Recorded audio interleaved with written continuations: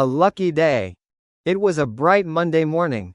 Tom was a kind young man who lived in a small town. He worked at a bookstore and loved reading.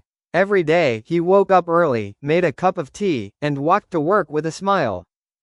One morning, Tom was running a little late. He hurried out of his house and almost missed the bus. Just as the bus was about to leave, the driver saw him and waited. Tom smiled and said, "Thank you so much." When Tom got off the bus, he noticed an old wallet lying on the sidewalk. He picked it up and looked inside. There was a lot of money, an ID card, and some family photos. Tom thought, someone must be very worried. I need to find the owner. He looked at the ID card and found the owner's address. It was only a few streets away. Instead of going straight to work, Tom decided to return the wallet first. When he knocked on the door, an elderly man answered. "Excuse me, sir," Tom said politely. "I think this wallet belongs to you." The old man's eyes became wide with surprise. "My wallet. I have been looking for it everywhere. Thank you so much. You have no idea how important this is." The old man smiled warmly and invited Tom inside for a cup of coffee.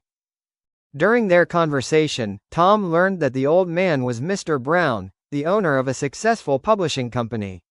Mr. Brown asked, "What do you do for a living?" "I work in a bookstore," Tom replied. "I love books and hope to become a writer one day." Mr. Brown smiled again. "I like honest people," he said. "Why don't you visit my office this Friday? I may have an opportunity for you." Tom thanked him and left for work.